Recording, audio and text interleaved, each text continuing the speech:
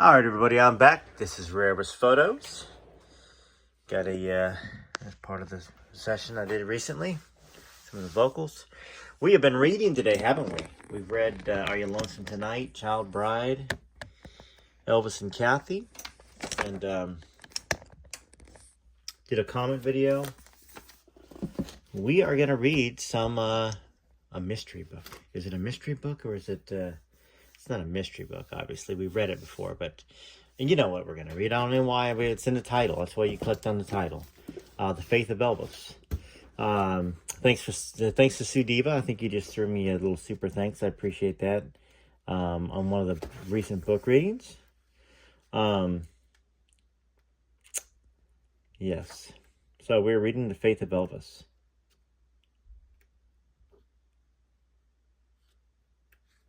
I believe. All right. Chapter 2. We just did the first chapter, which was really nice. It was a nice picture of Elvis being a great brother. Great big brother. Kind of mothering the boys. Spoiling them. Letting them know that it's okay. Life's good. Yeah, you miss Christmas. But they wouldn't miss Christmas as long as Elvis was around again. Chapter 2, He Knows Just What I Need.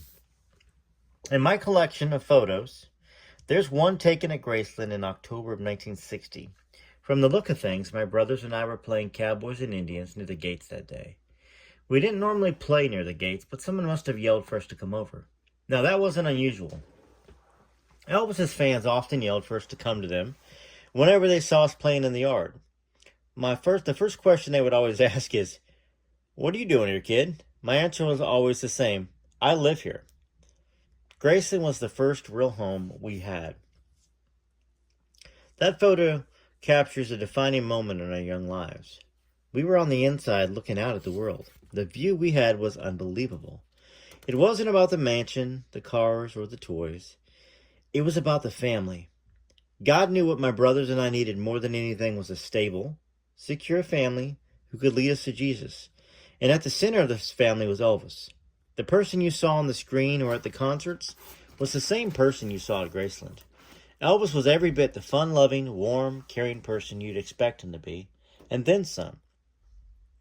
After we moved to Graceland, my mother made sure we were in church every time the doors were open. That was 2 times on Sunday and once on Wednesday. Whitehaven Church of Christ was practically our second home. From 1960 to 1969, I was there at every service, vacation Bible school, or event. My mother even enrolled us in the Christian school they had. One day, the pastor asked if anyone had any questions. Well, I raised my hand and said, "I have a friend who goes to the Baptist church." The pastor interrupted me and said, "Well, he's going to hell." I was completely confused because I had learned that you shouldn't pass judgment as a Christian. But that's exactly what the pastor had done. In that moment, I began to wonder why some Christians were so quick to pass judgment on those who didn't conform to their rigid standards of proper Christian behavior. Now, Vernon never went to church with us, and neither did Elvis. I was a curious kid, and one time I blurted out, "Elvis, how come you don't go to church?" Well, he looked at me and smiled. "Well, Billy," he said, "I love going to church, and you know how much I love to read the Bible, right?" "Yes. But I'm afraid if I go in, people will pay more attention to me than they would a preacher." Then Elvis explained the meaning of Matthew 18:20, where Jesus said, "For 2 or 3 that gather in my name, there I am with them." Elvis knew that being in church and worshiping with God's people didn't always have to take place in a church building. He wasn't usually a morning person, but he watched a lot of gospel preachers on TV. There would be times when he would get up, especially on Sundays, when he was in Memphis, and watch the gospel shows featuring different singers. He would just sit there and listen. Sometimes he would talk about going to church when he was growing up. Now, Elvis told me that after he and his family moved to Memphis in 1948, he would sometimes sneak out of the house and go to black churches to watch their gospel shows. Gospel shows. One time he said to me, "Billy, when I first became famous, people thought I was the Antichrist because I moved around on stage." "What do you mean?" He explained, "Well, the Holy Spirit touches the gospel singers, and they can't stand still. They inspired me to move in the same way." Even some of the black gospel churches in Memphis would see Elvis come in, and they would welcome him. He said, "I would stand there in the back row and watch those preachers. The black preachers, they seem to know God better than most. You can hear it in their voices. They got a personal relationship with God." Elvis had the same thing. I'll never forget him saying, "Me and God, we're close. We're so close, he knows me by my first name, and I know his name." Because of my relationship with Elvis, and because I'm Christian, people often ask me where I got my faith. Well, that's where. I learned it from Elvis. It's one of the many gifts that he gave me. He talked to God. He would pray. He would sometimes sit in his room, closed off in silence, with nobody around. He would say, "Just talk to God, like I'm talking to you right now." Elvis was always asking God for help or guidance. Sometimes he would sit in his room and talk to God out loud, like you would talk to another person. He even had the Serenity Prayer posted on the wall in his bedroom at Graceland.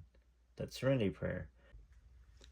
God grant me the serenity to accept the things I cannot change, the courage to change the things I can, and this pistol to know the difference. I'm just kidding. And the wisdom to know the difference. It's a good little saying for anybody. And then that's a prayer for those that have been in 12-step programs. But the fact that he knew that Serenity Prayer and he had it posted on the wall at Graceland, that's a telling thing. First time I ever heard that. God grant me the serenity to accept the things I cannot change, the courage to change the things I can, and the wisdom to know the difference. Elvis was truly a searcher.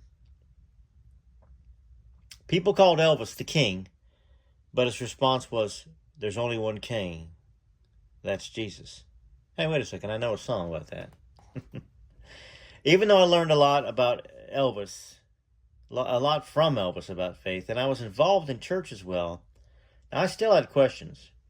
One time I went to his room to ask a particularly confusing question, and I said, "We have the Church of Christ, Methodist, Catholic, Baptist, and other denominations. Which one's correct?" "What do you mean?"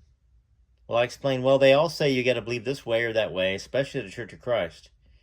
I had always been taught that if you didn't believe like the Church of Christ folks, well, you'd go to hell. Which one should I believe?" Elvis pointed to his Bible and said, "Everything you should believe is right there. Don't put labels on anything. That's where you get hung up. But as long as you believe that Jesus came and died for your sins with all your heart and soul, that's all you need." Well, what about trying to be right or wrong? If you believe what the Bible says, you'll do right. He also added, "Don't put your eyes on any man, even me. They all fall short. Nobody can live the perfect life. Put your faith in the Lord and look to Him." Well, I had plenty of spiritual conversation with Elvis over the years. But those conversations happened in a setting of fun and family. When you feel loved and accepted, and you're having a lot of fun, you're much, much more open to spiritual teaching. Life at Graceland was no exception. Well, we were throwing the football in the yard one day. Elvis was doing the throwing while me, Rick, David, and some of the guys were receivers. As I was lining up, Elvis yelled, "Go on, Billy." That meant he wanted to throw me a deep pass, so I took off as fast as I could run. Well, I was looking back as Elvis threw the ball. I watched as it arched through the air and made an adjustment in my route so the ball would land in my hands. I was thinking to myself, boy, this is going to look cool. Just as the ball was about to touch my hands, I saw a tree in the corner of my eye. Next thing I know, I was lying on the ground, looking at the sky. I didn't know you could see stars in the daylight, but I saw them that day. I had run into a tree. As I lay there, I heard laughing and managed to raise up a little. I looked back and there was Elvis lying on the ground, laughing. Everyone else was bent over, holding their stomachs as they laughed. I wanted to get up, but I was still reeling from the collision, so I lay back down. A couple seconds later, Elvis was standing above me with a concerned look on his face, and he asked, "Are you okay, Billy?" "Yeah, I'm okay, I guess." As soon as I said that, he started laughing again. I could see tears were coming into his eyes. By now, everyone was standing around me, laughing. Now, I lay there and eventually managed to smile because I knew it had to look funny, me running into a tree. Elvis then asked, "Can you get up?" I said, "Yeah, I think so." He reached his hand out to help me. As I stood there, everyone asked if I was okay, and I reassured them I was. Then Elvis said, "I think that's enough football for today. Let's go inside." As we walked towards the house, Elvis put his arm around my shoulders and said, "You looked really good, Billy. I thought you had it, and it would have been a great catch." "Thanks, Elvis, but who put that tree in my way?" He had to sit on the steps as he started laughing again. I stood there looking at him and smiling, which made him laugh even harder. The tears came back and he begged me, "Please, please stop, Billy, please." I was getting a kick out of seeing Elvis laughing and begging me to stop, so I made it even funnier and said, "Are you okay, Elvis? You need any help getting up?" I put my hand out as he had done. Well, that made him laugh any more. He begged harder now. "Please, Billy, stop, please." Finally took a few minutes for him to stop laughing. I could hear, can't you hear him laughing? You know, that out of control laugh that he had? I even laughed a little myself. Finally, he got up and we walked to the house. As the day wore on, Elvis would ask if I was okay. I said I was, and he'd smile at me. "You're one tough guy, Billy." "Thanks, Elvis. I learned something today." "What's that?" "I'll never go long again. You can bet your money on that." That got him laughing all over again. Elvis taught me that spiritual training has to happen in an atmosphere of love, acceptance, and good old-fashioned fun. We would often go outside to throw the football around with some of the guys, and it was part of life at Graceland. He took the time to build a relationship with us so that we would be receptive to what he was teaching us. That's a wise man. You know, Elvis doesn't get the credit that he deserves for being such a wise person. He really, you know, he gets the credit for being a rocker. You know, the credit for phenomenal concerts, the credit for a beautiful voice, for being a good-looking guy. But things like this, where that makes total sense. Will you listen to somebody that plays with you, has fun with you, like a father figure? Or do you listen to somebody that preaches at you, but doesn't do anything with you? Elvis was wise. And he also probably wasn't a manipulative thing. He probably just did it because he loved people. But he also knew that that's part of the reason, that's part of the way you can help raise people up right. Now, of course, we know that, well, let's just keep reading the story. One of the reasons life at Graceland was so much fun is that Elvis was constantly giving gifts to people. He loved making others happy. However, he didn't like people making a fuss over his birthday. One year, when we were a bit older, my brothers and I were determined to give Elvis something special for his birthday on January 8th. We looked at each other and said, "What do we give this guy? He's got everything in the world." Well, we knew he loved cars, so we decided to build him some model cars. We each picked out a different car, then we put them together and painted them ourselves. Now, they weren't professionally built, of course, but we did the best we could. We wrapped the model cars in paper, placed them in shoe boxes, and stuffed paper around the car so they wouldn't rattle around. Elvis was notorious for shaking gifts and trying to guess what was inside. We wanted it to be a surprise, so we did our best to keep it a mystery. Now, when Elvis was opening his gifts, he spotted ours and said, "I see these are from Billy, Ricky, and David. I wonder what they could be." Sure enough, he shook the boxes, trying to figure out what was inside. Now, when he opened the boxes, he seemed genuinely delighted. He hugged each one of us and said, "Thank you. Thank you, and thank you, David. Thank you, Billy. Thank you, Ricky." He told everyone there, "These are the best presents I got this year." You would have thought that we'd given him real cars from the look on his face and how happy he was. He was happy because they took the time. You could buy a gift. Doesn't take much. Now you have to drive to a store, maybe pick something out, so there is some effort there. But to make something like that, no, God, excuse me. Hopefully I'm not putting you to sleep when I yawn. After everyone left, he asked my brothers and me to follow him up to his room. He took the cars and he placed them on his desk. We sat and talked for a while. As he was looking at the cars, tears came to his eyes, and he asked us to come to where he was sitting behind his desk. Then he hugged us again. He said, "You guys are the best birthday present I ever got." Had to have reminded him of what it would be like to have a little brother, to have his brother, to have his brother. And you know what? He treated him, from what Billy says, like they were flesh and blood. We smiled at him and said, "Happy birthday, Elvis." He was the best gift anyone had given to us. Now, the gift of Elvis's presence was equally meaningful whenever he was absent. This was especially obvious when he was gone for longer periods of time for a movie shoot, like during the 60s. Elvis would shoot multiple movies per year, so every few months he would leave to do another one. And after each movie, Vernon would get a call from Elvis. He would tell him, "Daddy, we're leaving L.A.," and then what time we would get home. When we got the news, Graceland would fill with anticipation, and we would all gather around and welcome him home. Every time Elvis came home, it was a big deal. My brothers and I would usually miss school the next day because it would be late when he would arrive. All the employees, the wives, and girlfriends of the entourage would be there with us. The atmosphere was so thick with excitement you could cut it with a knife. Well, we would usually get a call when Elvis and his entourage were in Arkansas, and someone would give us an estimated arrival time.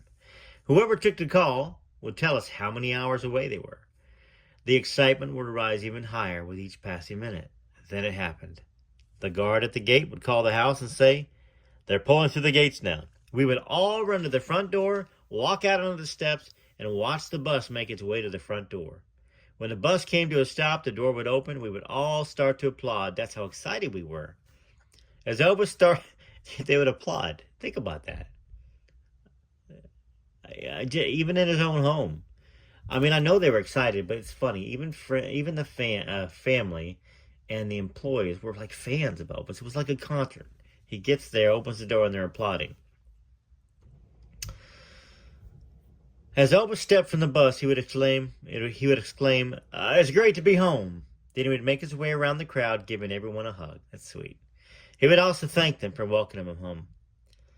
After he finished with everyone, Elvis would look for his boys. When he saw us, we'd run to him, and he would kneel down and give us a hug. He would ask how we were doing and what we'd been up to. After a couple minutes, he would stand up, put David on his shoulders, and then Rick and I would grab his legs and hang on. Even the house seemed to change when Elvis came home. It was full of life again. Elvis's presence was so strong it seemed even to make the house glow. Homecomings at Graceland were always a big affair. On that day when we became part of rock and roll's first family, I was introduced to a world of people that people can only dream about. Once I did a little research on the world's population in 1960. It was about 3 billion people. Out of that 3 billion, only 3 would become Elvis Presley's stepbrothers. At that time, we didn't know who Elvis was or what he did for a living. We were too young to care, but we knew he was special. There was something about him that drew us close to him. In our eyes, he was just like us, only bigger. As I look back on that time, it's almost like a fairy tale, complete with a king and a castle. My life was a rock and roll version of Camelot, but I wasn't just one of the king's men. I was his brother. Very nice chapter, Faith of Elvis, right there. Very nice chapter. I know what y'all think about that, but y'all put it in the comments. I mean, it's a great thing. This whole book so far is positive. Now, I know it can't stay positive forever, but, he's really painting a core of who Elvis was, who I know him to be, even though I never met him. We know who Elvis was. We do. Just like those who have faith in Jesus know who Jesus was, or whatever else that you might believe in. You have a certain belief, a certain knowledge, an emotional knowledge that's also based upon what you've heard, what you've seen, what you know. So anyways, TCB TLC, I'm going to play a song for y'all so y'all can leave some comments. And I think this is the final video of the evening. I'm yawning. It's 8 o'clock here in Tennessee, so I'm going to put it out. I know sometimes I put the videos out at night. They don't get as many views. But eventually, I hope you find your way around to this. And I'll have to just mention that in the morning that I released this video this evening. And hopefully they live on YouTube forever, and y'all get a chance to come back and revisit some of these, or point somebody that's a friend or family member or a child or grandchild in this direction someday. So TCB TLC, there's only one king. That's Jesus. Said Elvis up on stage.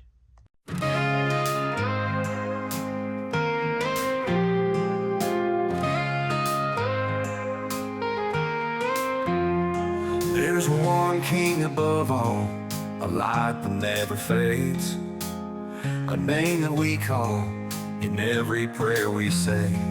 Through every storm we face, he stands tall and true, lifts us up with his grace, it shows what love can do. There's only one king, that's Jesus. Only one king that guides and frees us.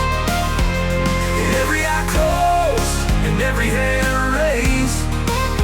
There's only one king, that's Jesus. Set Elvis up on stage.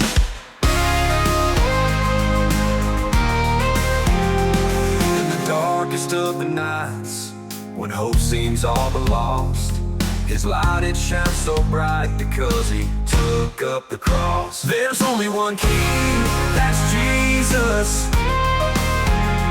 Only one king that guides and frees us.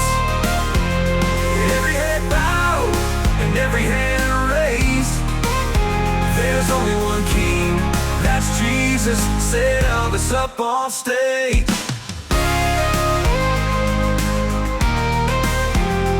In the darkest of the nights, when hope seems all but lost, his light it shines so bright because he took up the cross. There's only one king, that's Jesus. Only one king that guides and frees us. Every head bowed and every hand raised. There's only one king, that's Jesus. Set Elvis up on stage. He gave his life for us so that we all may live. Only one king, that's Jesus. Only one king that guides and frees us. Every head bowed and every hand raised. There's only one king, that's Jesus. Set Elvis up on stage. Well, hopefully you enjoyed that Sunday morning, Sunday afternoon sermon on a Thursday night. The Faith of Elvis by Billy Stanley. This is Rare Elvis Photos. Tune in tomorrow for some more videos and some more readings. Much love, much appreciation for every one of you, TCB TLC. We'll meet you again. God bless, adios. That was the last thing Elvis said on stage as he walked off for the final time in his career. Much love. Till tomorrow, Rare Elvis Photos.